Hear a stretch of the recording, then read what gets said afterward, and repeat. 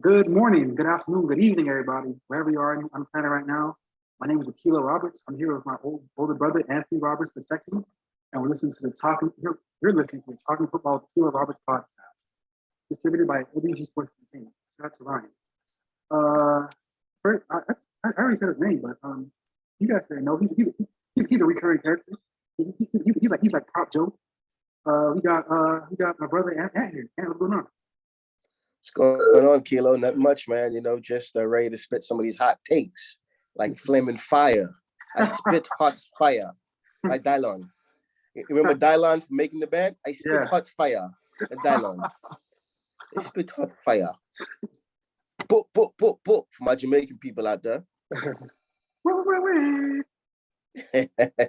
right, okay. So let's get into some of these topics tonight. First we want to go with NIL, name, image, and likeness. My first thought is this season I saw Caleb Williams tear up the Big 12 Oklahoma students. Then he entered the portal. And I'm thinking, what?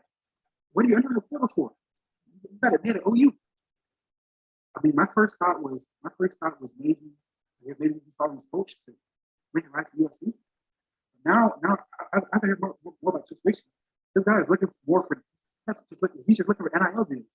He just wants a bag. Travis Hunter, the kid that chose Jackson State or FSU.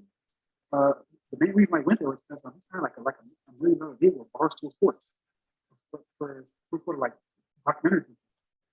I'm flabbergasted, man. NIL, it's like a whole new frontier in the landscape of college football. What are your thoughts, man? Well, I think NIL, it all goes back to what college football, what the original thought process of college football was. It was amateurs. I think what we were dealing with over the past 20 years, past 20, 25 years, really 20 years, was an old system with new money, new problems, money. And I think the way you saw coaches' salaries exploded, you saw the way these buyouts were happening. I think undoubtedly it was time to say, you know what? These coaches are making $8, $9, $10 million a year. I mean, the coordinators now are making over $1 million a year. I think the system, it's time we started doing something for these players. And I get it. Oh, they get a college education. We want to pay you in books. We're going to pay you in books for breaking your bodies. But I just think it was just about time, it got coaches making $8, $9 million a year and the players aren't making anything. I mean, let's call it what it is. These players, they're going to college football to play football. They're not going to get an education. They're playing football. That's one of the greatest, like lies, one of the greatest cons I think that college football, like NCAA and college football has ever done, is to convince fans that, these guys are student athletes. No, they're athletes. They're here to play ball. You know what I mean? That's the main thing. And now they're getting the NIL money. I wish they would get some of this TV money that these universities are getting. That's the main thing. Because the money they're getting, they're not even getting money from the universities and the TV money that they deserve. They're getting money from people who want to give them money. So they still deserve to have more money. You know what I mean? When you have guys, Gene Chizik, just about 2-3 weeks ago, he came out with his comments on the whole Texas, how Texas, their entire O-line is going to be making $50,000 for the year. And he came up with some comments saying, "Oh, this is getting ridiculous, and they get an education, and you got a family, you got a working family in America. The average family in America doesn't make $50,000 a year, and this, that, and the third, and the entire." I'm like, Gene Chizik, this is the same guy who's making $11 million from Auburn for not coaching. Like, give me a break, dude. Like, give me a break. Like, Gene Chizik is showing up complaining about NIL when he was getting paid not to work. Off the backs of unpaid labor. Like, come on, give me a break, man. Then you got Dabo Sweeney. Although Dabo Sweeney has kind of walked some of it back, but he had said earlier, "Oh, we're going to be opening up a can of worms now," and blah blah blah blah. And like, hello, McFly. Like, seriously, you don't think these players were already getting paid? They were already getting paid, Dabo. Dabo was paying them. And it was under the table. And it's the same guy who's getting paid $10 million from Clemson. Oh, we're going down a slippery slope. So let me get it. The slippery slope. So let me get it. The non-slippery slope was to continue to have these head coaches have their salaries rises, have their salary rise from 10 to 15 to 20 million, while the players still got paid nothing. That's fine. So that's fine. Having these coaches' salaries still rise. That's fine. That's fine. Having Brian Kelly leave from Notre Dame right before a bowl game for more money. That's fine. That's fine, huh? That's fine. Having the Oklahoma coach leave before a bowl game to go to USC for more money. Yeah, that's fine. But as soon as the players want to get paid, oh, we're going down a slippery slope. We're going down a slippery slope. Yeah, we're going down a slippery. Listen, college football players aren't going to play college football at these bigger. They're not going to Nebraska, to Ohio State, to Michigan, to Florida State, to Alabama, to Auburn for books. They're going to get paid. They're going to play football to try to get to the NFL. Let's be real here. Damn. You said everything, bro. So, I think Dabo Sweeney is hilarious. The guys on record saying if college football players are going to pay, I'm quitting my job. Then he never quit his job. I think Dabo is a bit of a clown. I think he's like the white Creflo Dollar. Yeah, listen, man, listen. So this new TV deal they have now, with all these conferences. Wait till this new TV deal is re-upped. Wait till they start getting more money. Why do you think Oklahoma and Texas left the Big 12 to join the SEC? They about to get this SEC money, baby. They about to get all this money from ESPN and CB. They about to get all this money. Yeah. So at the end of the day, college football is big business, man. Big, big, big, big, big, big business. To be totally honest with you, I think for me personally, I think we should do away with this old standard of having these players have test scores to get into college. Really, I think we should just do away with all test scores on the whole for getting into colleges and just look at, okay, what can they do? Are they, Are they informative on this? Were they learning this in school already? You know what I'm saying? Seeing all these things. What's the extracurriculars? And mainly for the athletes, if I'm just going here to play basketball at Duke or North Carolina or Syracuse or wherever, or Cincinnati or whatever, like, does it really matter if what the books are? Like, they need to get paid. You need to get paid. And I can guarantee you this. With Clutch Sports Management ran by Rich Paul, Clutch Sports, I predict, mark my word, remember this date. What's today's date? January what, 20th, 21st? 21st. January 21st, 2022. Mark my word. Within the next 5 to 6 years, whoever the can't miss prospect is in high school, it has to be a quarterback, though. It has to be a quarterback.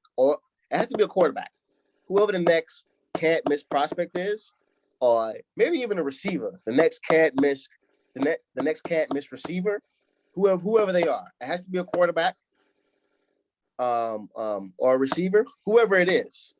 My prediction is Clutch Sports and Rich Paul is going to have them sit out 3 years. They're not even going to play college football. They're going to try to get them deals immediately, sign immediate deals with someone, sign immediate deals, particularly a quarterback, because a quarterback, they don't really have to have all the physical tools, as far as right away. A linebacker or offensive lineman, they would need, some room to develop, some room for growth, for some of that muscle mass to happen. But for a quarterback or a wide receiver, mark my words, within the next 5 to 6 years, I foresee the number one recruit in high school. It has to be a generation of talent. Though. It has to be like an Andrew Luck, like a senior in high school, someone generational, like who's just like, oh, this kid's coming and he's going to be in the NFL as the number one pick in 3 years. Sort of like how Mel Kiper said it with Matthew Stafford. Before Matthew Stafford even got to Georgia, Mel Kiper had already said he's going to be the number one pick in 3 years. It has to be someone generational like that. I foresee Rich Paul going to them and saying, look, you don't got to risk your body for 3 years and not get paid. Nike's willing to give you $5 million right now. You can train for 3 years, or you can go play in the CFL, or you can go play in one of those football leagues in Europe for 3 years. But Nike's giving you $5 million. You're going to be the number one pick in 3 years. Why risk all that? You know what I mean? Why risk all that for nothing? Like, go to the NFL right now. I think the way how soccer does it in Europe, where they poach these kids from high school, like the professional teams, and they put them on junior teams. I think that's the way we should be going with football and basketball. If you see a player you like as a high school player, draft him for your junior team. You know what I mean? You know how like some, you know how I remember when I went to Middle Georgia College and I looked at the schedule, and I didn't know this exists, but you're gonna laugh. I didn't know this exists, but I looked at the schedule, and we were playing like JV teams of like major programs, like Air Force's JV team, Army's JV team, Tuscaloosa JV's team, Georgia's, like all these, like Georgia Southern's, like there's like JV teams in Division I football. So I would say the same thing, make them JV teams for NFL. We're going to draft some high school players. We'll develop them for 3-4 years and then move them up, just like how soccer does in Europe with the Serie A, with the La Liga leagues. You know what I'm saying? You know, so I think that's the way it should be. But we got to realize that the NFL and college football, it's a massive cartel. The NFL scratches their back, college football scratches their back. The NFL needs their free amateur football, and college football needs the NFL support to say, you know what, we're gonna bar players from coming here straight out of high school. So for that to change, so for that prediction to happen, I think it would take the NFL saying, you know what, we gotta have a free fall like how it is in Europe, like how it is in Europe with soccer. Why do you think you can find, you know, what I'm saying, what a Ronaldo or a Messi? Like they found those guys when they were like 14, 15. Nobody realizes that, like Ronaldo, you know, Messi, you know what I mean? All these guys, they find them when they're 13, 14, 15 and put them on the junior teams for these professional leagues. You know what I mean? And then work with them until they say, you know what? Let's move them up to the professional team now. They play JV for us for 3-4 years. Let's move them up. That's what I think it should go. Yeah, what's called? Speaking of players getting paid, you talk about the NFL. I think the NFL is probably the biggest like opponent against it, because once college football players start getting paid, it messes up the NFL free agency market. It messes up the salary cap. So I'm sure the NFL probably be the biggest against like opponent against. I agree to a point, but I think the thing that has college football, I think the thing that has college football is always going to win is they have a timeline. You only have 4 to 5 years eligibility, and for most of these top 25, top 20 players, they're only going to be there for 3 years. Because let's think about it. Out of the top 100 players every year, the ESPN 300 or the 247, whatever, the top 100 players. Out of those top 100 players, you may have maybe 30 players make it to the NFL, and out of those 30 players, maybe 10 may be drafted. Now, out of those 30 players, maybe 15 are drafted from rounds 1 to round 7. Maybe 15 are drafted. The other 15, you know, are free agent looks. You know what I'm saying? Camp bodies. So, you know, and then out of the whole ESPN 300, so you got 30 that are getting looks or getting drafted. And out of the total ESPN 300, I would say maybe 60. So you have probably 60 to 70, maybe 60. So you have probably maybe 60 to 70 players every year in the ESPN 300. 60 to 70 players every year are going to have a shot in the NFL within 3 years. You know what I mean? So, you know, and the thing about college football, like I said, is that they have a timeline. They have 4 to 5 years. So they'll always going to be, having that new talent come in and come out, come in and come out. So the players, they can't stay and say, you know what, I'm making $5 million a year. I'm going to stay here, you know what I'm saying, for 10 years. Don't work that way. College football has a clock. So the players have the choice but to move on. You know what I'm saying? But I'm saying why play college football in the SEC, you know what I'm saying, for $1 million or so, when you can get paid $5 million from Nike if you're a generational talent. Think about a generational talent on the football field, a la LeBron James.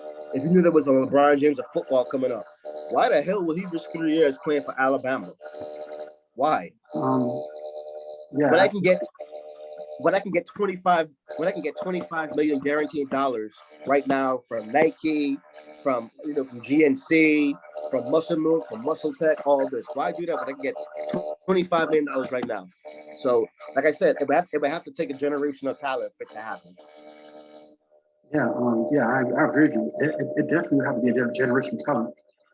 That's going to be like a kid. That's going to be like once every 10 years have to get able to do that. Because feasibly, no team is really going to draft a player that hasn't played college football. But that's what I'm saying. I think they'll have to sign the deal, and everybody knows that there had to be universal agreement from colleges and from NFL scouts. It's like, yo, this kid is ridiculous. Like, he's going to be in the NFL in 3 years. It's probably the top pick. I'm talking, and like I said, it has to be a quarterback or a wide receiver with NFL dimensions already. They can't be a 5'11" wide receiver. They can't be a 6 foot wide receiver. You know what I'm saying? They can't be a 6 foot quarter or a 6'2" quarter. It has to be a 6'4", 220, 230 pound quarterback. It has to be a 6'1" to 6'2" a higher, 210 pound, 215 pound wide receiver. So they already have the NFL body, particularly a quarterback. You show me a quarterback that's 6'4", 220 right now coming out, like, okay, I can project them to be in, like, they're going to have an NFL body in 3 years. He already weighs 220 and he's already 6'4". You know what I mean? So, Yeah, man. That's very interesting, man. Let's pivot to the next topic. We're gonna go on wild card weekend, man. We made some picks last week. We made some picks. We're gonna talk about what happened. First game first. The Kansas City Chiefs throttled, bashed over the head,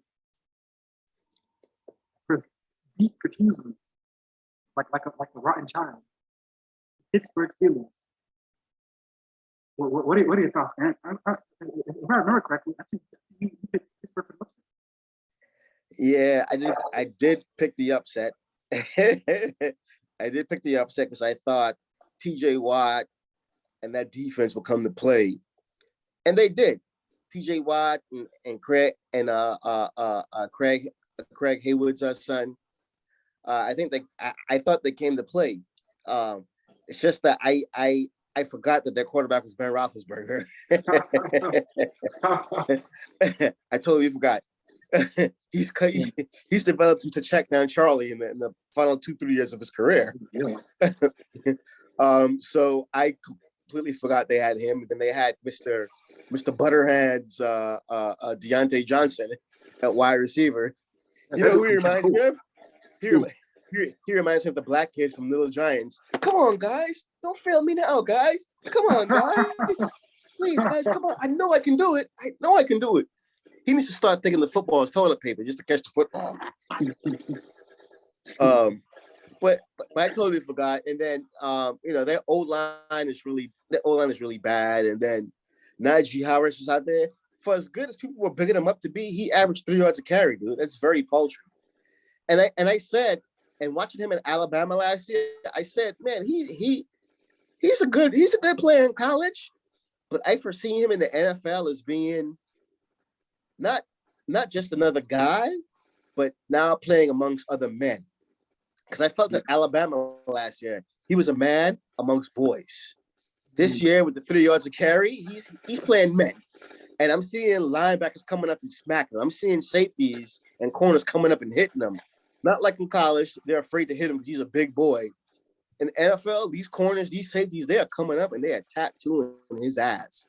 So I figured, I kind of figured like, yeah, he's probably gonna face better competition in the NFL, and he's gonna get tattooed a lot. And you saw it, he was injured a lot. He was, not injured a lot, but he had a few injuries. He had a few knickknacks, because the NFL season is a grind. They're playing against bigger, faster, stronger players. They're playing against corners in the NFL, not corners from like Vanderbilt University or corners from from Kentucky. You're playing against NFL corners who will come up and who will hit your ass. Yeah, I forgot how terrible the offense was, and Pat Mahomes, man, my goodness, all I thought was, Mark Jackson, whenever he's doing a game, Mark Jackson and some players like balling, he always says, man, he's out there putting on a clinic. That's what I thought. Pat Mahomes out here putting on a clinic. Yeah. My goodness. That tape ought to be instructional video on how to quarterback an NFL team. That tape alone. Like, my goodness. Yeah, they were unstoppable. They were unstoppable. We're going to talk about the game tomorrow after we talk about last week's results between them and the Bills. But my goodness. So yeah, that's what I felt about that game. I thought Pittsburgh defense was going to come to play, and they did, but I forgot who was on their offense. That Buffalo, moving on to that Buffalo New England game, a lot of people were saying this entire year, people were talking about Mac Jones this, Mac Jones that. And in my mind, I'm just like, yo, he didn't play nobody.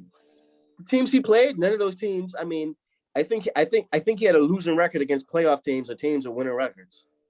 And he was checking the ball down, throwing the ball short.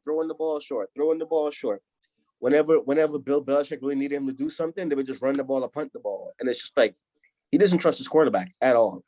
And people were saying, oh, well, he's going to outplay Josh Allen, this, that, and the third. And I told you last week, what did I say?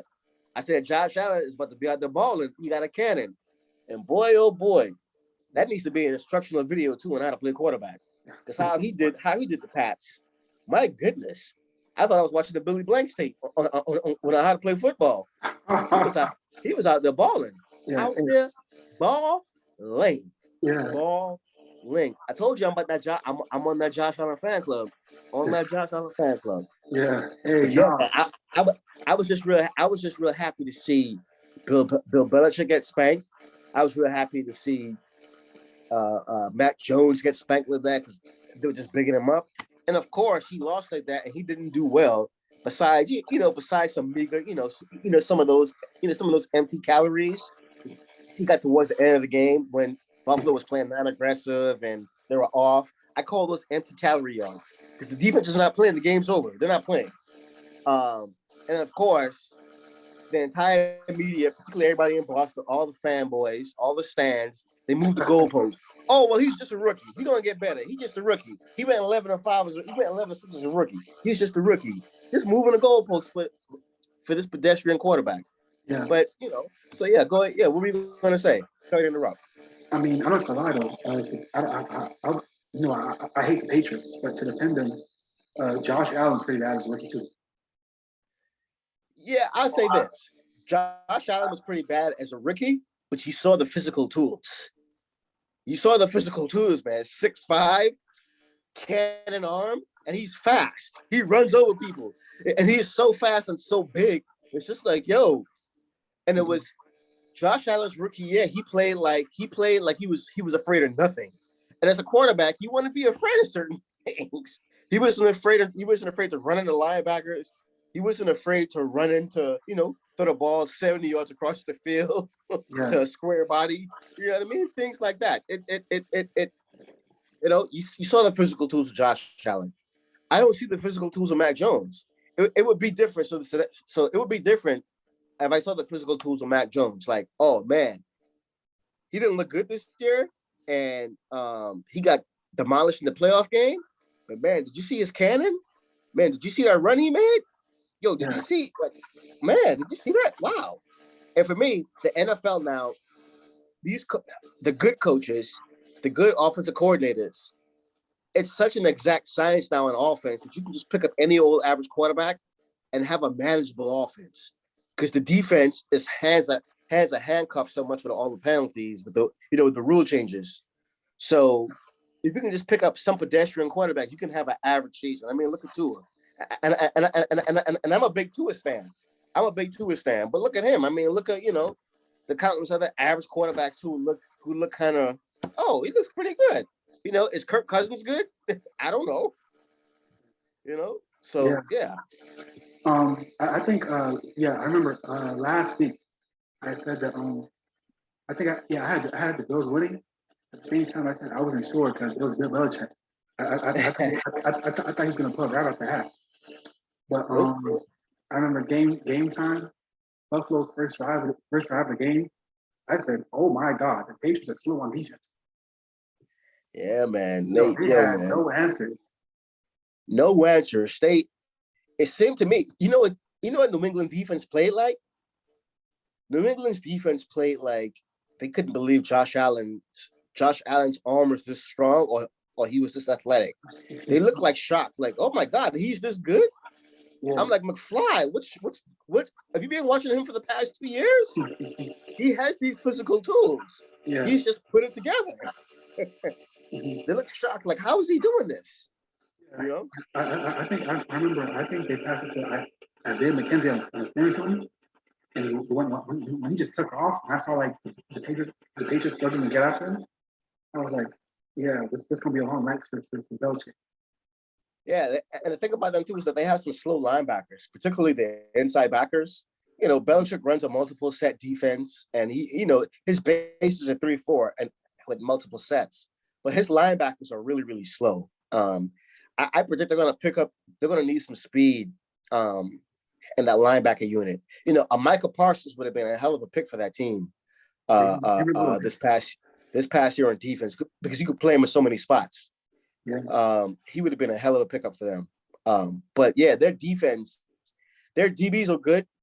I just think that they lacked sort of a pass rush and their linebackers were slow. Those are the two major things that held back that defense. That, and they had to play perfect for them to win because their quarterback was Mac Jones. You had to play perfect. You had to play perfect as a defense. You have to play perfect when your offense is 3 yards in a cloud of dust. You have to play perfect. Yeah, you have to play perfect. That reminds me of a game. My JUCO year, my first year at JUCO at Paris College. We played College of the Canyons. Okay. College of the Canyons produced, countless NFL players. JPP, JJ Arrington, who I'm going to tell you about. I mean, countless players. D'Amato Pico, Isaac Sapoga, like countless NFL players that played at College of the Canyons. So that year we were playing them, and JJ Arrington was on the team that year. And they were the number one team, in Southern California. Offense through the roof. Our team, Paris College, our offense was kind of pedestrian. We were like 4 or 5 yards at a time, in a cloud of dust. The defense was the strength of our team. We played College of the Canyons, and we knew going into the game, like, yo, we got to play tight on defense, man, because College of the Canyons, they put in at 50, 60 points a game, bro. Like, and the teams they were playing, some of those teams had NFL talent that actually made to the NFL. Like, 1 or 2 players that were playing actually made to the NFL. So we're like, yeah, we got to play tight. We got to play perfect. And we go into the game, and at halftime, it was close. I think it must have been like 14 to like 28. We were like, okay, we kept this close to the halftime. We got to play perfect for the rest of the way. Man, our final score was 65-31. Man, JJ Arrington, I think, scored like 3 touchdowns on us. And they had a really good quarterback too, named Kyle. I think his name was Kyle Bauer. Okay. He ended up going to Utah State. Utah State, I believe. And playing there. And I think they had a tight end too. A tight end, which is so crazy. A tight end. I think it was that year. A tight end that went to University of Illinois. Mm-hmm. But it's 6 degrees of separation. He played at Miami Killian. Oh wow, that's crazy. Yeah, and he ended up going to Illinois after COC. Yeah, as a long snapper on full ride. So yeah, man. So yeah, New England's defense reminded me of that team, the team I played on. He had to play perfect on defense because if not, it's going to be a long day. And it was a long day for them, man. But now, let's get into the Dallas Mavericks. Oh, God. Man, on one hand, I want to blame the official. On the other hand, I'm like, bro, Dak, what kind of play call was that? Mike McCarthy, what kind of play call was that? Also, they was out there playing like the 2011 Dolphins, bro. They were so undisciplined, bro. Yeah, I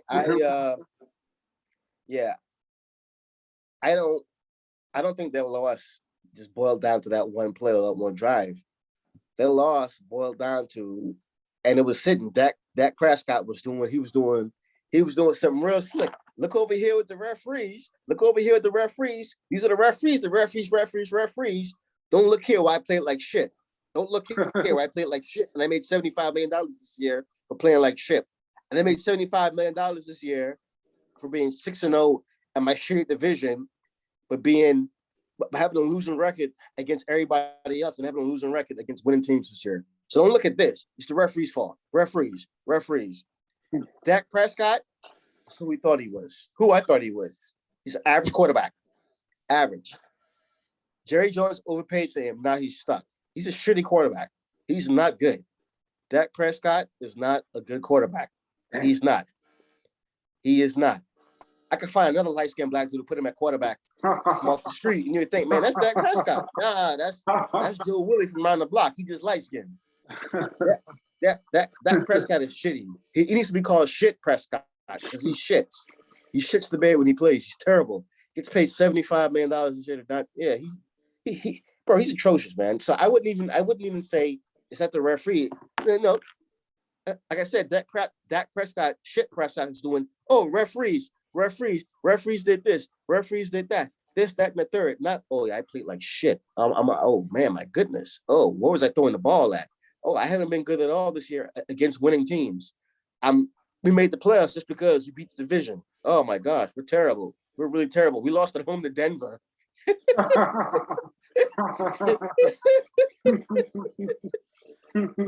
Like, listen, man, I think every player deserves to get their money, particularly in the NFL. Every player deserves to get their money. But me, if I'm an owner, you gotta look at it different. If I'm an owner, I'm not paying Dak Prescott over $100 million in guaranteed money. No. His average, I think he's the third or second highest paid quarterback in the NFL. Yeah. with a 13 QBR in the last playoff game. Think about this. The top three. Yep. Because I heard the stats somewhere. The top three and you're gonna laugh. The top three paid quarterbacks in the NFL by per average: Pat Mahomes, Josh Allen, Dak Prescott. One passed for 6 touchdowns, one passed for 5 touchdowns, and one had a 16 QBR. Let that sink in. If you're the third highest paid quarterback, you need to be playing like them. So, for real, man. Oh man. No lie. Hey, if I was Jerry Jones, man, I think the contracts match too. I would go kick tires, man, on that Deshaun Watson thing. Dak Prescott for Deshaun Watson. I would kick tires on it. That's just me. I would kick tires on it. Have Deshaun Watson settle this thing, and then trade Dak Prescott because he's not good. He's not good. I mean, we've had 6 years now. 6 years now of saying, is he good? Is he not good? The running game is carrying him like this. It's time to move on. And I think if they keep Dak Prescott, they're going to be stuck in this purgatory because that team has been built to win for the past 3-4 years. Since his rookie year, they've been built to win a Super Bowl right now. But with him as quarterback, they're not going to be able to get over the hump because he's just not good. Listen, he was a 4th round pick for a reason. Granted, some quarterbacks like transcend. You know what I mean? That drafting. I mean, Tom Brady, Exhibit A. But let's not mistake Tom Brady for him. You know what I mean? We see what Tom Brady does. Like, we see all the elite things Tom Brady does. Dak Prescott doesn't do one thing elite. Tom Brady does more things elite than Dak Prescott. And I'm just being honest. I Which? Go ahead.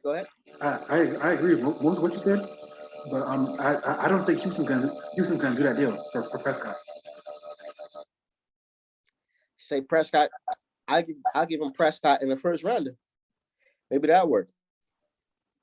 Because they need first round picks from that high rate robbery the Dolphins did to them. Yo, the Dolphins really fleeced them, didn't they? For letting me we fleeced them like crazy, bro. they got hoodwinked. Bill O'Brien. Bill O'Brien was like, "Fuck it, hold my beer." They really got hoodwinked like that. That's crazy. Yeah. That is crazy. Yeah, man. Crazy. But that's what I would do. Yeah. Maybe. We'll see what happens. And to be totally honest with you, I would try to approach them about that trade. And if not, I would seriously consider drafting a quarterback, within the first 2 rounds. Seriously think about picking a quarterback in the first 2 rounds. Maybe the kid from Liberty, maybe Sam Howell from UNC. I would seriously consider picking someone. I agree with you. The problem is that Dak's contract is basically immovable. It's basically what? Immovable. That's what I'm saying. It would have to be a matching contract. I think Dak's and Deshaun Watson's contract is matched up now because Jerry Jones paid him $75 million this year, and I think he's only guaranteed, I think, like 110. So the remaining guarantees on the contract, I think it's like $40 million for Dak Prescott. Yeah, that's decent. Yeah, that's what I'm saying. And I think those contracts match because I think Deshaun Watson still has about, I want to say, at least $30 to $40 million more guarantee on this contract as well. Okay. So or maybe more. That's what I'm saying. Those 2 trades match up. So like perfect example. Do the exact same thing the Lions and Rams did last year for Matthew Stafford for Jared Goff. They both had over $100 million deals. Let's just trade one for the other. That's what I would do. Yeah. The Rams won that trade. Yeah, I definitely won't trade for Carson Wentz. Philly's laughing all the way to the bank, like, yep. Yo, speaking of teams getting hoodwinked, bro, the Colts GM just came out like 2 days ago saying basically, yeah, you made a mistake. I know, I saw that. He was just like, oh, we don't know if he's going to be the quarterback. We can't talk about players right now. And you got fleeced by Philly. Philly knew what they had. He was going off for a first round. Philly couldn't get rid of him so quick. As soon as they, you know how the GM has to talk like the owner and say, hey, for the most part, hey, we're being offered this, and I'm going to take this deal. I'm pretty sure the GM for Philly, Harry Roseman, he didn't even talk to Jeffrey Lurie. He was just like, oh yeah, we'll take it. As soon as he offered it, oh yep. It's a deal. Hey. Yeah. Hey man. Yeah. Speaking of Philly too, let's talk about recap that last game too, which is that's it. We're moving on. I didn't even watch that game last week. I mean, Jalen Hurts is the quarterback, dude. Jalen Hurts is a poor man's version of Dak Prescott. That's really what he is. Wait, but hold up. Back that up. You picked Philly for the upset. I did. I was wrong. Yo, that shows you how much that shows you how much I despise Tom Brady. But I was hoping the running game and the running game this, the running game that. But I mean, Jalen Hurts is your quarterback, man. Yeah. We know. Listen, in the words of Dennis Green, he is what we thought he was. He got taken out in a championship game and got replaced by a freshman named Tua Tagovailoa, who threw the winning touchdown against UGA in a championship game. He can't throw. He just runs. He doesn't have good pocket awareness. You know what I mean? He doesn't have, so moving on. This is gonna be a good game this weekend. The Cincy game. Hold on. We're not done with the walk. We're not done with the walk. Is that who? We're not done with the walk card. Oh, that's right. Yeah. I'm talking about Cincy and the Raiders. I'm just saying the game that this weekend is gonna be good with Cincy and the Titans. So let's talk about how Cincy not really destroyed, but they beat the Raiders last week, which is, Jamar Chase and QB1 Joe Cool. They spanked the man. They wiped their nose. Yeah, I've never seen. Listen, in all my years of watching football, I've been watching football now for playing and watching it for over 30 years, I would say. Yeah, for over 30 years. I've never seen a player that small with a ridiculously large catch radius. And they move so silky smooth. And Jamar Chase, he doesn't look fast when he runs at all. But he just runs away from people. And how he catches the ball, to be someone who's a shorter guy, I think he's like 6 foot, 6'1". Yeah. He's listed as that, which makes him maybe shorter. He's not 6'3", 6'4". He's not Terrell Owens or Randy Moss. But his catch radius is ridiculous, man. And he runs so silky smooth. He's like a young Jerry Rice. He doesn't look fast when he's running away from you. I mean, Jamar Chase ran the 4.3. That's what I'm saying. He doesn't look fast when he runs, but he just runs away from people. Like, you don't see him. Like when you see Randy Moss moving, you're like, damn, he's pulling away from people. I can see the speed. You know what I mean? When you see Deshaun Jackson running away from, I can see Deshaun Jackson speed. Like, yo, he's pulling away from people. You know what I mean? Mm-hmm. With Odell Beckham, man, he's pulling away from people. Like, I don't see that with Jamar Chase, except he's pulling away from people, and it's just like, damn, he's fast. So yeah, I predict. I predict. I'm getting a little bit ahead of myself with this, but because we're still talking about the wild card. But I think him and Joe Burrow are gonna put on a show this weekend. And as far as the Raiders, my goodness, where they came from this year to make the playoffs and fit the end. That team showed some resiliency. They showed some heart. More power to them. And I just hope they get someone in there who can coach. I saw they fired Mike Mayock from NFL Network a few days ago. I was surprised. They made the playoffs. It's a fighter. Yeah, but the players they drafted over the past 3 years, they've all been busts. They invested a lot of capital in these first and second round picks who are no longer with the team or who are just straight up busts. Namely the defensive end from Clemson, straight up bust. And I thought he was going to be good in the NFL. Yeah, Clean Farrell. Yeah, I thought he was going to be really good in the NFL because he was good at Clemson. I thought he was the best of the bunch at Clemson. Him and Wilkins, and Wilkins plays for my team, the Miami Dolphins, and I think he's solid with us. Yeah,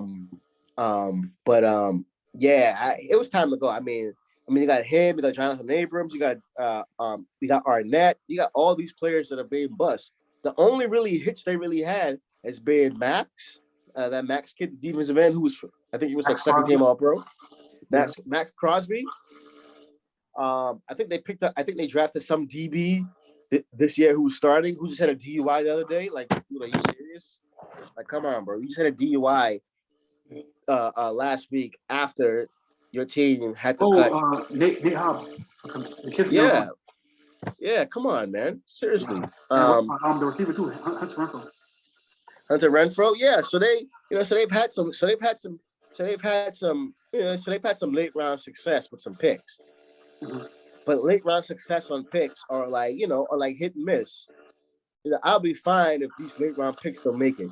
Their first and second and possibly third round picks have to be hits, man. And they just weren't hits.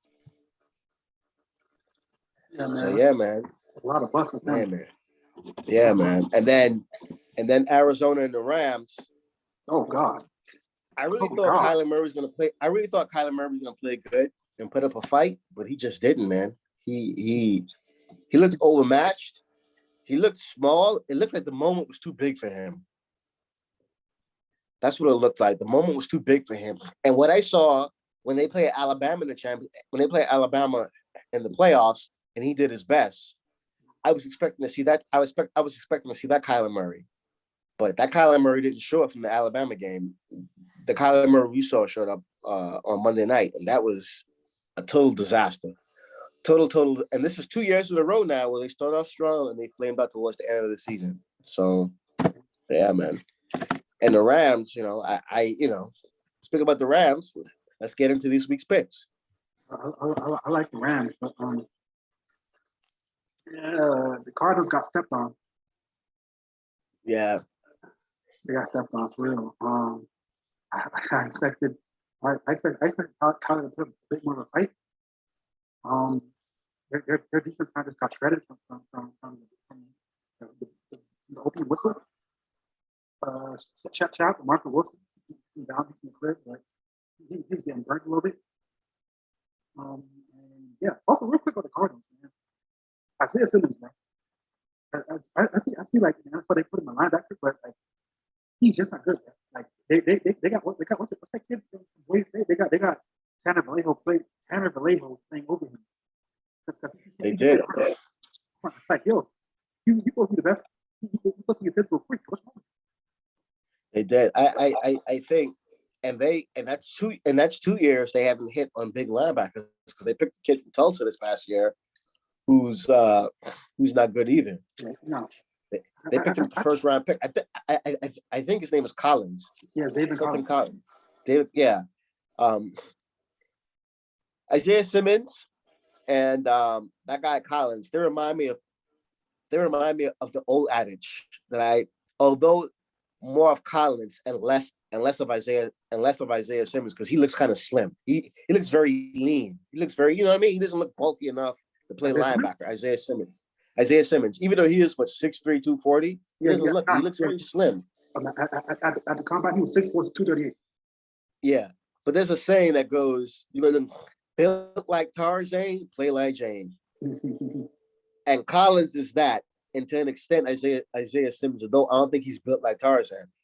I think Isaiah Simmons has all the physical tools, all the physical gifts, but I think the NFL is a man's game, particularly playing linebacker. You got to be able to come downhill and hit. And too many times, like I said, when I watch games, I look at the linebackers play and the safeties play, but that's what I play.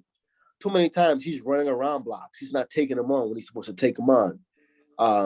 He's really slow. He's really slow to read and react. He doesn't have the best instincts in the world.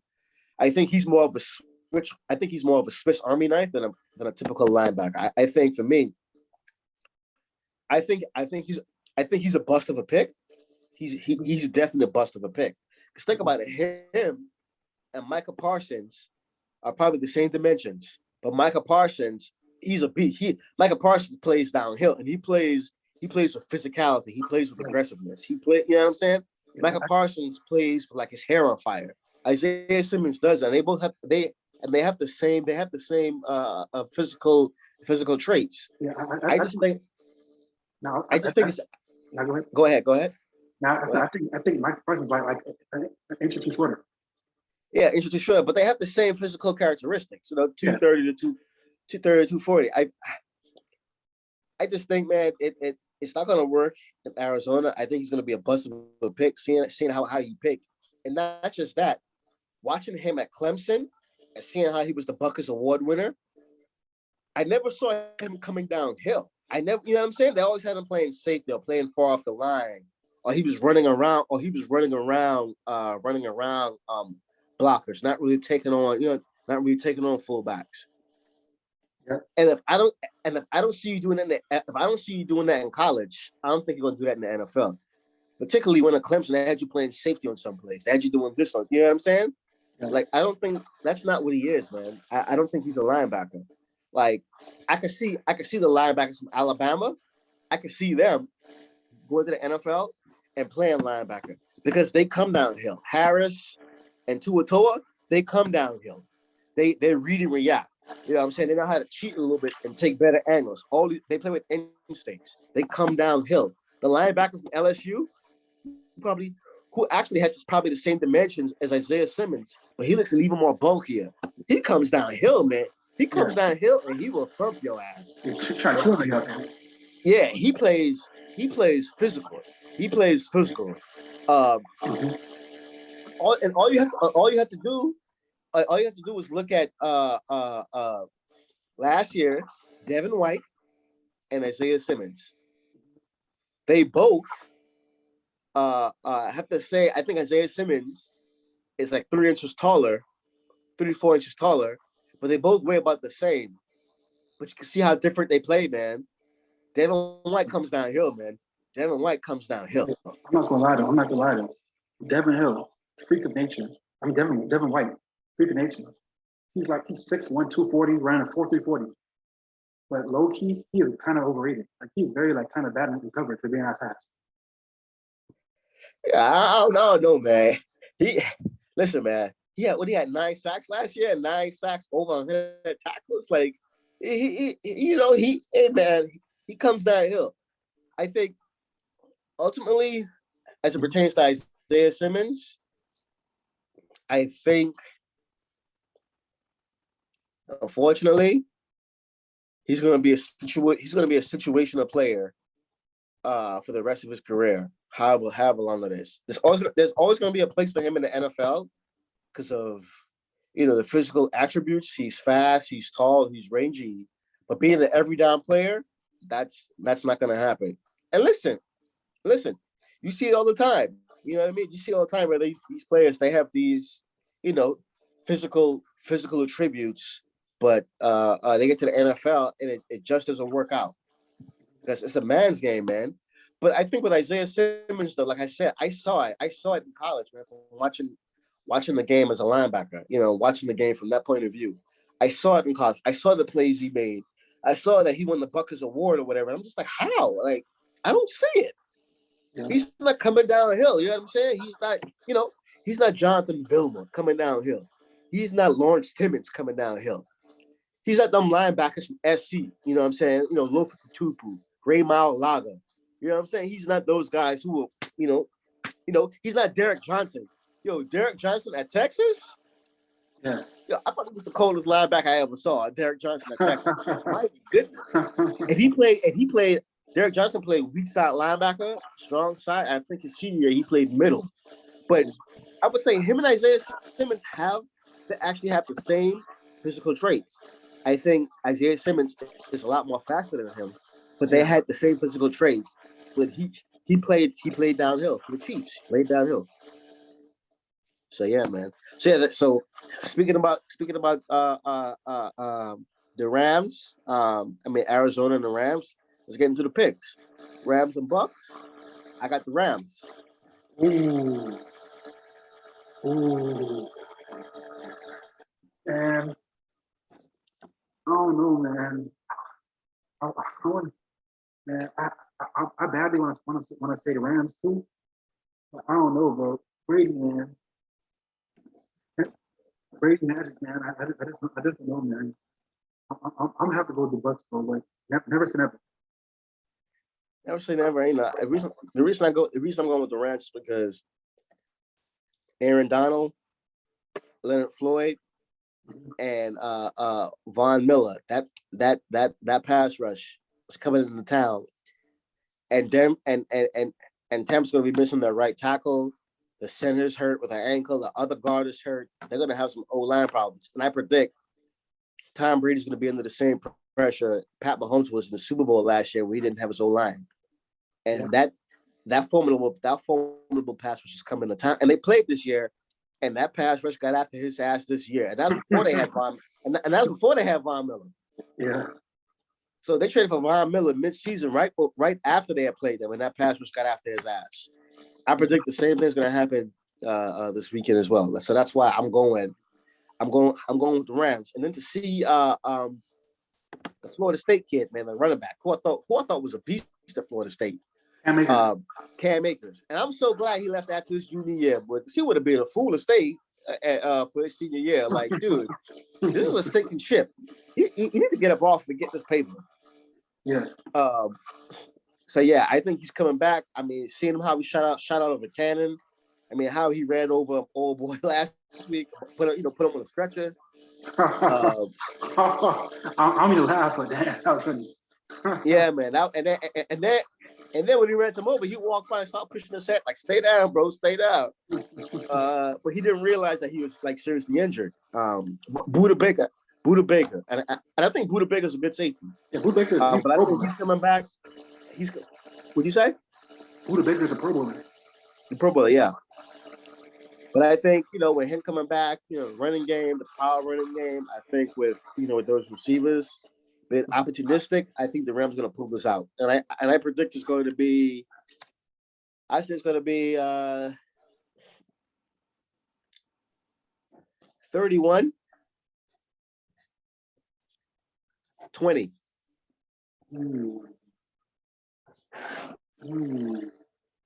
I wrote it down. 31-20. Let's get into the Niners pack. Who do you got? Ooh. I want to say the Niners so bad, bro. But once again, man, that Rodgers magic, man. Oh man, I gotta go with Green Bay, man. Titletown, man. Green Bay. Yeah, I'm gonna go. I'm going against my better judgment and going against Mr. Pack himself and Aaron Rodgers, but I'm gonna pick the Niners. And I get it. I'm picking Jimmy G over Aaron Rodgers. Yeah, you want crack. But for the last 3 years, the Pack and 49ers, the games have always been tight and always been close. And I think defense travels in the playoffs. And I think a running game travels in the playoffs. And I think the 49ers, they're going to run the ball and they're going to play good defense, particularly if Bosa is able to play and Fred Warner, if they're both able to play. I think they're going to run the ball and they're going to play solid defense. And I think the Niners are going to win this game 28-21. Okay. Is the game in San Fran or Green Bay? It's in Green Bay. Oh, so it's going to be negative 15 degrees. So yeah, Green Bay definitely. Yeah. I think Jimmy G. I think Shanahan. He's going to limit the mistakes Jimmy G can make by taking the ball out of his hand a lot. A lot of Debo, a lot of Debo screens, a lot of Debo tosses. The running game, a lot of easy early passes. Screens, passes to the flat. Those kind of plays.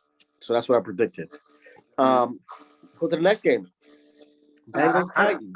I just want to say real quick, man. Debo Samuel is like it's crazy like how no one's really stopped him. Yeah. Like that dude was like a running back thing this season. Like he's like really. I know. He is built. Yeah, he is built like a running back. Yeah. That's like Nick Chubb with 4.3 speed. That's a freak. Yeah, next. Titans Bengals. Who you got? Come on, bro. What do you think I got? The Bengals. Get out of here. You know damn well Titans about to embarrass me. I don't think so. I think Ryan Tannehill has been hanging on by the thread of his. It's been hanging on by a thread. That Miami Dolphins Ryan Tannehill is still in there. It's just that he has a running game. It's just that he has a running game to help him. Yeah. And I get it. The Bengals running game is so good, but particularly if Derrick Henry comes back this weekend, and their front four can get after the quarterback. But I just think, man, that offense for the Bengals, man, they are clicking. I think they're going to run the ball with Joe Mixon, and I think they're going to pass the ball with Joe Burrow to Chase, to T. Higgins. I think they're going to mix it up. And I think the Bengals are going to pull this one out. 28-24.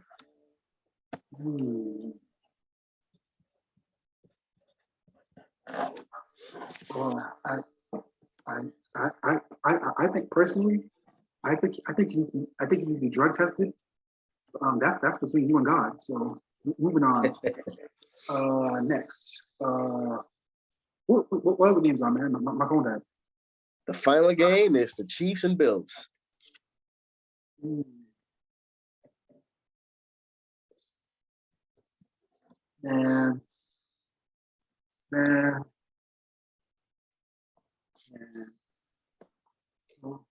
I want to say, oof. Honestly, bro, I'm gonna go out and say it, bro. Who, whoever wins this game is going to win the Super Bowl. I agree with that. Whoever wins this game is going to win the Super Bowl. I agree with that. Like, this game is a pick 'em. Choose whoever you want to pick. Yeah, I don't. Yeah, man, this game is so close, man. I'm at the point now with this game. It's just like whoever has the ball last is going to win the game. Yeah, that's where I'm at. If it's like 28, if it's like, I think it's going to be more than 28 points scored. If it's like 35-35 tie, and the Chiefs just scored and it's 35-35, and they're kicking the ball off the Buffalo, but with like 2 minutes left in the game, Buffalo's going to win the game. It was reversed. If Buffalo just scored to tie the game and they're kicking it back, the Chiefs are going to win the game. I just think it's just whoever has the ball last. And this is going to be a high-scoring game. And I think this score is going to be, I think it's going to be 38-35. And this picker, man, 38-35. I'm going to go 38-35 Chiefs just because they're playing at home, bro. That's what I want to go. And that's the only reason. And that's the only reason why I'm picking that is because they playing at home, and I'm hoping it's a little bit of home cooking. I'm hoping it's a little bit of Pat Mahomes magic, and so yeah, that's what I'm saying. It's gonna be 38-35 Chiefs. So yeah. So there you have it. I got the Rams beating the Bucks 31-20. I got the Niners beating the Pack 28-21. Yeah. I got the Bengals beating the Titans 28-24. And the Chiefs and Bills, it's a pick 'em game. And I think whoever wins this game is going to be the Super Bowl winner. But I think, at the end of the day, it's going to be the Chiefs 38-35 over the Buffalo Bills. And I think it's going to come down to the last possession. So that's my picks. Yeah. Who are the other teams left in the AFC? I'm thinking, Bengals Titans. I forgot. Yeah. Yeah. But yeah, man. That's it. Real quick before we go. Milk. Yeah, we could pick up with Mel Kiper. We could pick up with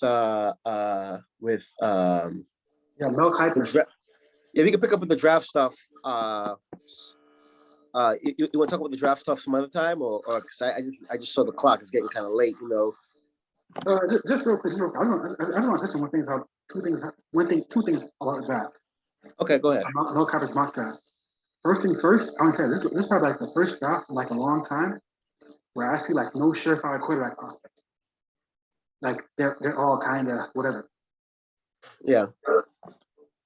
I totally agree with you. This draft reminds me of that draft. What draft was? I think it was the 2009 draft. 2000, whatever draft that was that had Jake Locker in it. It was Jake Locker. It was Jake. Yeah, it was 2011. Yeah, but 2011 they had Cam Newton at the time. I think that was the draft with Jake Locker, and I think they had like, as far as players, I think it was like Luke Jokel went like number 2 overall. Eric Fisher. Yeah, there was a Matthews. I think it was a Bruce Matthews, like grandson or something, went 5th overall to the Falcons. No, that was 2013. I think it was 2013. Whatever draft that was. Well, the Luke Jokel draft.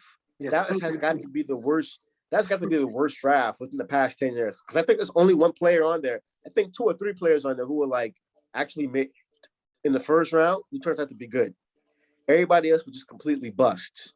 But I agree with you. I think the high end talent in the draft this year is really, really low. There isn't a top.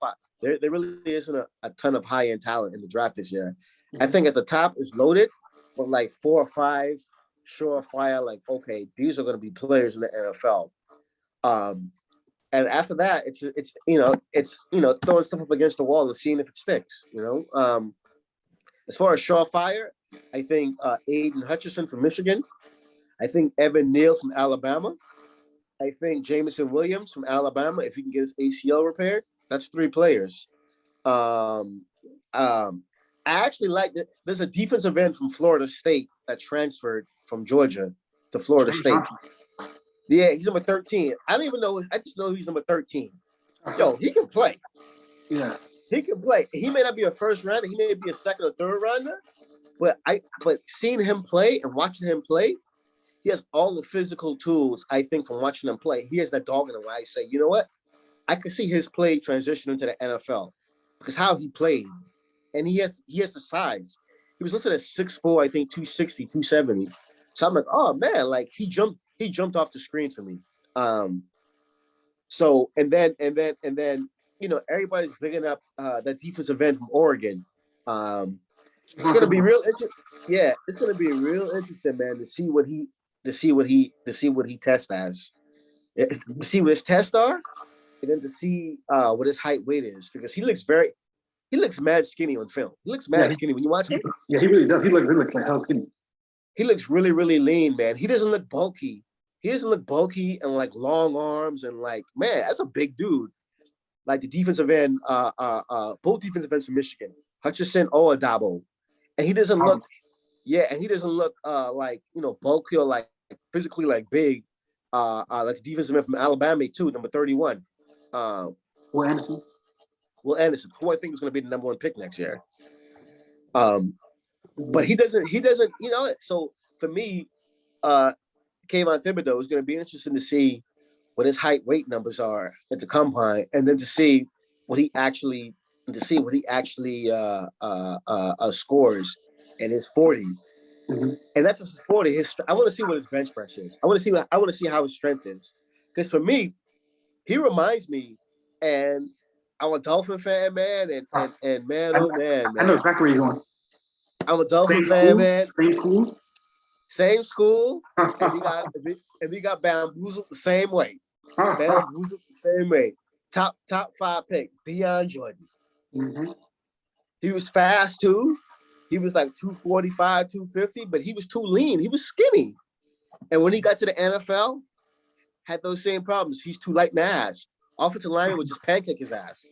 And then he got caught. And then he got suspended for taking steroids, trying to get big because he was too light. He was too light in the ass. Yeah. That's why I say it's going to be interesting to see with Thibodeau, to see what Kayvon Thibodeau, what his height weight numbers are, and see what his bench press is, to see how his strength is. Because if he doesn't end up in the right system, man, it's going to be a long day. I could see him being another Isaiah Simmons, test off the charts, but just light in the ass, man. You know what I mean? I agree. Yeah, and as far as the quarterbacks, I mean, you got the guy from Pitt, you got Howell from UNC, you got Liberty, and you got the Ole Miss quarterback. None of them jumped off the screen to me, man. None of them. I like Sam Howell in his first 2 years, but this year he kind of regressed, and also because of Mitch Trubisky, I'm scared of UNC quarterbacks. I was just about to say that. I'm having a little bit of flashbacks of Mr. Trubisky, although Mr. Trubisky shouldn't have got picked that high anyway. Everybody was just like, what are they doing? That's like Dave Gettleman and said, you know what I'm going to do? I'm going to take Daniel Jones from Duke because I'm the smartest guy in the room. Yeah. And we see how that's turning out. Mm-hmm. But yeah, I don't see any generational quarterbacks. I think the quarterbacks this year is going to be the quarterbacks from that same year it was Jake Locker. It was a few quarterbacks that year that got picked really high. Oh, Jake Locker. I pondered. It was Stephen A. Smith used to say, "I pondered the thought." Christian Ponder. Yeah. I think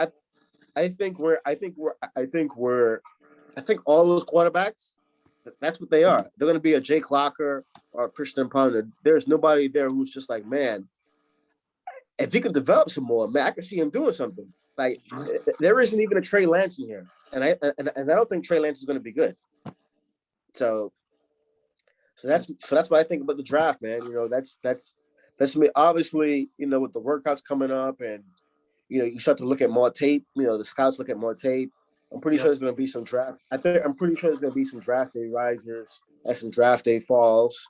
But for the most part, man, I think that's who it is. I mean, speaking about Nebraska, because I know you have, you know, some connections with Nebraska. I think there's two players I'm interested in seeing how they perform at the combine and seeing their height weight. Um, is um, uh, number 13 from Nebraska. What's his name? Jojo Doman. Jojo Doman, and number 5, Cam Taylor-Britt. I think Cam Taylor-Britt. I think watching him play, and watching him play at Nebraska at corner, and him being from Alabama, it makes you wonder, like, how the hell did he leave SEC country to come to Nebraska? And then I realized there was a few SEC teams that wanted him to play quarterback. That's why. And he was like, "Nah, B, I'm playing defense." But man, he covers like an SEC corner, man. He gets beat because he takes some chances. But I think if you can refine his technique, and coach him up a little better. I think he's going to be a player at the next level as a corner. And I think Cam Taylor-Britt can play zone or man, although I think he would excel in a man, you know what I'm saying, in a man kind of a system, because they ran a lot of man at Nebraska. And I think Cam Taylor-Britt's 40 time is going to be a big indicator of where he's drafted and how high he's rated. Because I think he's going to test very, very, very well, particularly in the size and weight. I think he's going to be over 6 foot. I think he's going to be over 200 pounds. I think he's going to put up, 20 times in the bench press, which is ridiculous for a corner. I just think it's going to come down to his 40 and his shuttle and see where that is. If he can get into the 4.4 range with a low 4.1 shuttle, I think he will probably sneak into like the second round, late first. And for Nebraska fans and for college football fans, they're probably wondering, who the hell is that? Like, why?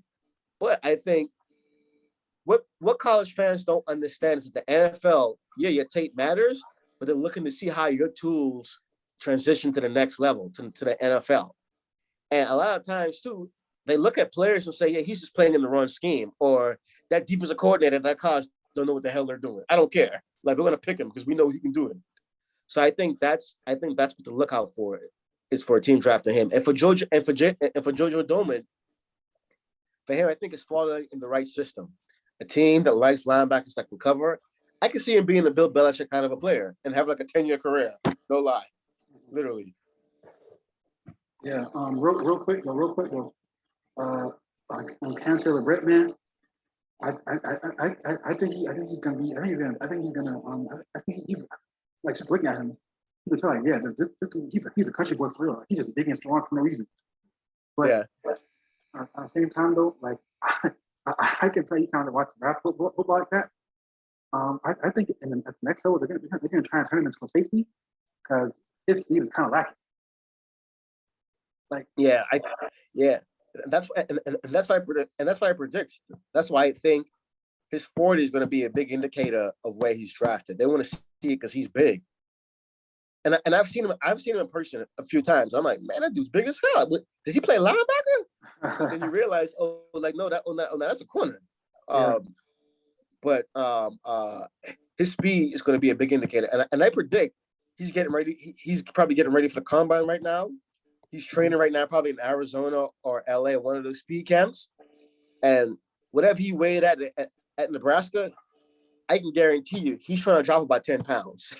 He's trying to show up to the combine light so he can run fast.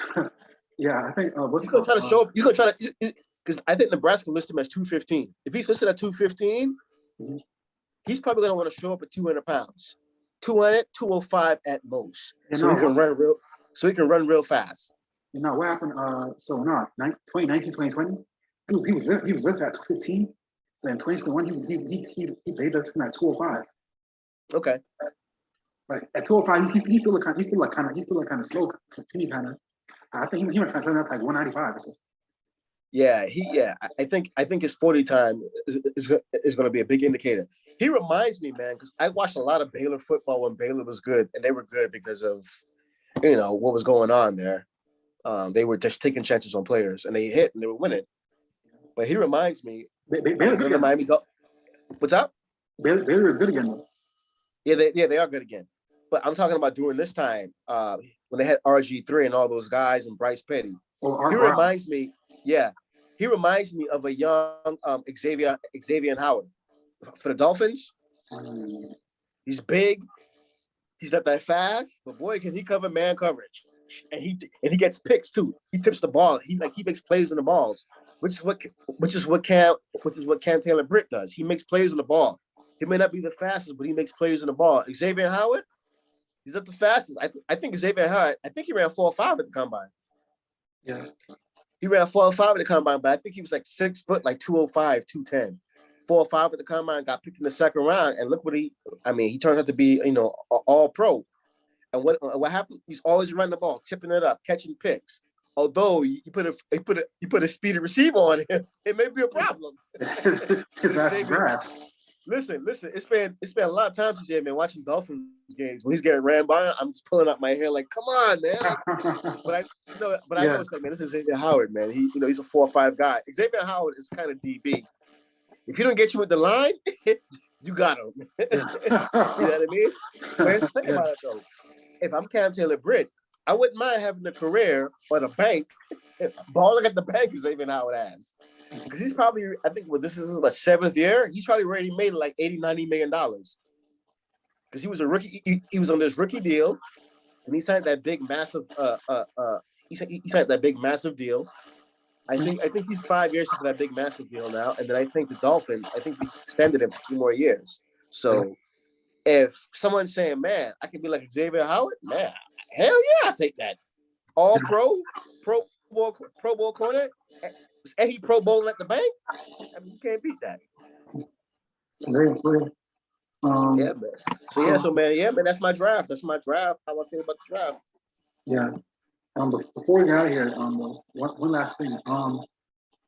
You're up in NYC, and your wife is a diehard Giants fan. I saw last week you were bigging up Brian Daboll really hard, and I just saw that the Giants interview Brian Daboll. What are your thoughts on that?